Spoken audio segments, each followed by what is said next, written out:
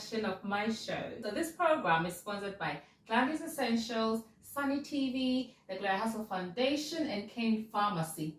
Come along and ride with me. So today, the topic for discussion is bullying.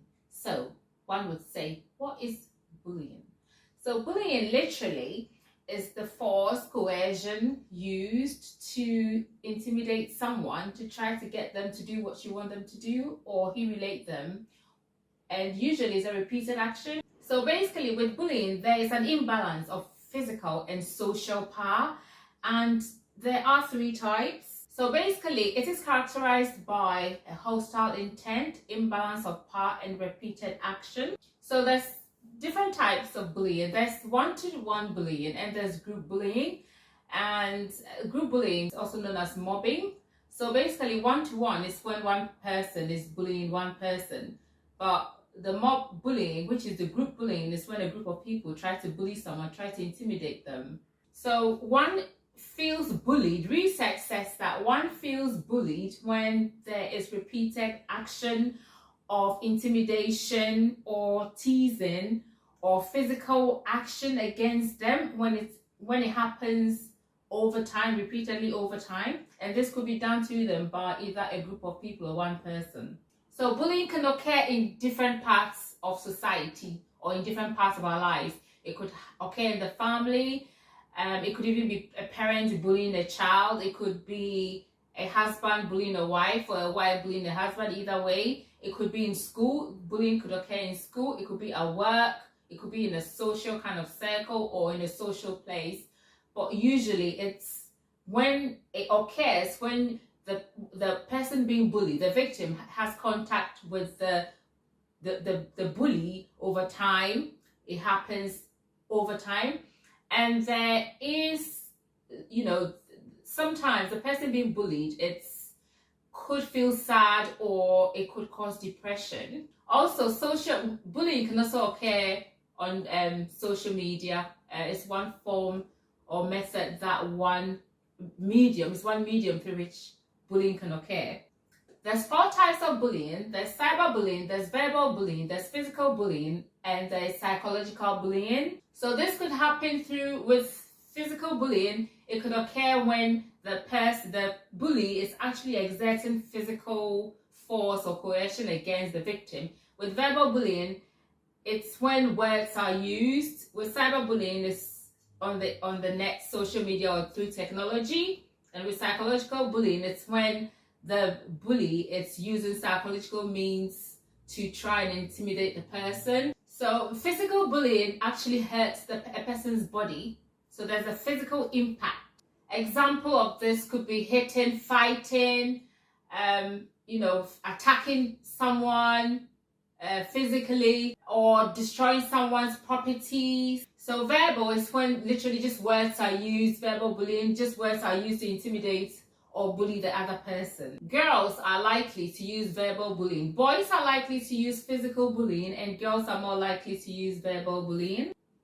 So I'll talk about relational bullying. Relational bullying is when relationships are used to hurt others. So for example, girls or people form groups and they mock or talk about other people. So sometimes they can talk bad things about other people, such that these people are isolated by society. So they don't physically hurt you, but they say bad things about you. And in the process, you may be isolated to maybe try to give you a bad reputation. Girls are known especially for doing this sort of thing. So basically, cyberbullying is just when the internet or technology is used to bully people. So trolling is one part, just a type of cyberbullying. This can be quite bad.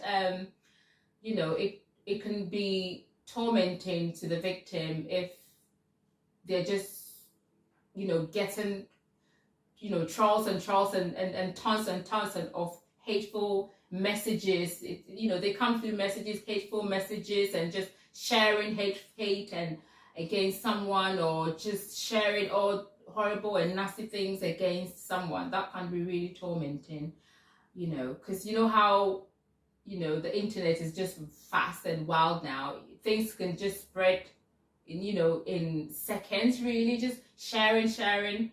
So, when people use cyberbullying, it can really affect the victim. So also I'll talk about collective bullying, which is when more than one person comes together, and target one person or a group of people. So it's a group of people come together. It's a bit like the mob, like they come together as a collective, and they just attack their target, or they attack groups of people. So I'll talk about the characteristics of bullies. So basically, bullies are known to do that, to bully their victims out of envy, out of hatred, out of jealousy. So sometimes if someone is a bully, they might see someone they admire, and they have insecurities. Bullies could come from a home of, maybe a dysfunctional home. So there's a pattern. Maybe a child who grows up a bully might come from a home where maybe the two partners, there's some talking down, there's some bullying going on, there's some aggressiveness going on at home. Either the dad is, not treating the mom right, or bullying the mom, or being aggressive towards the mom, or the mom is being aggressive towards the dad. So they see this and they see it as normal. It becomes a part of their lifestyle because that's what they're known, that's what they know, that's what they're used to. So they see it as normal. It just becomes a part of them psychologically. Or they might have insecurities within themselves, and they tend to pick on people who they feel threatened by. So let's say in a high school, there's a pretty girl, and then there's another group of girls. They could pick on this pretty girl, or if she's smart, it could be anything, or she comes from a good home, maybe the father is wealthy. They could pick on her, because she intimidates them. What she's got, maybe she's smart, that threatens them. And it depends on this, the victims are more like calm, and they're more like withdrawn. Not clearly, some people are good fighters, they can fight bullies, but some people are just haven't got it in them. They're just like naturally reserved and laid back. So such a person can easily be bullied, So a lot of times, bullies have insecurities, and they just sort of extend that onto the victims. It's just who they are. It's nothing to do with the victims, it's just them. So I'll talk a little bit about the effects of bullying. So bullying can cause suicide. So basically, when people are bullied, they need to, one of the ways to tackle bullies is to stand up to them. When they start, you need to stand up to them. You need to, either stand up to them or get help. And the thing with bullies, they form groups. It's like they literally form, it's like a support group. They come in, they have groups, and a lot of times when the bullying is going on, no one in the group says anything. So sometimes if you're not careful, it's accepted. It happens once, twice, no one says nothing, and it gets accepted like it's normal, and it goes on and on. So the best way to deal with bullies is stand up to them when they start or they try to bully you. If it's out of your control, you need to seek help. If you're in a school, you need to tell your teacher, or you need to tell your teacher. If unfortunately the bullying is coming from your teacher, you need to go to someone who is above, higher than your teacher. Bullying can happen anywhere. So it could even be your teacher bullying you. It could happen in school. It could be anyone. It can come from anywhere. And the best way to deal with bullies is literally to stand up to them when they start. Don't let it drag. As soon as they start trying to bully you, stand up to them and try to put an end to it. If you can't, seek help. So bullying can cause a lot of suicide. So when people are bullied, clearly it makes them unhappy, and these bullies pick up on little things like weight, or it could be anything. They just pick up on things, and it might be something the person being bullied is literally dealing with. So if it's weight, if it's maybe they're overweight, they're probably not happy they're overweight anyway. So when they're bullied, it actually really affects them. So basically, they tend to feel sad and withdrawn, and depression can kick in. And if that's not addressed, it can lead to suicides. I mean, this bullying causes a lot of suicides now. So all forms of bullying, it's a big cause of suicide now. So in conclusion, my advice is to prevent bullying, do not be silent. Speak up. If you do not stand up to a bully, they will just have you for a ball.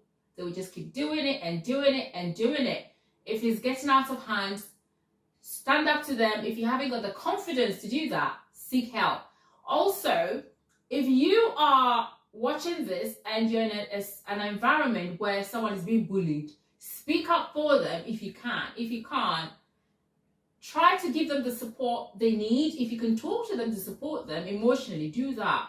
Or seek help from the authority that can give that help, because bullying affects people, tons and tons and tons of people worldwide, and it has really adverse effects. It just has knock-on effects, and it keeps going on, because once the person gets bullied, and it affects them psychologically, emotionally, physically, and they extend it. If they're married, they extend it. They could usually, naturally they do, because unconsciously, subconsciously, they do it without realizing they're doing it. So it get extended to family, loved ones. It get extended to the office.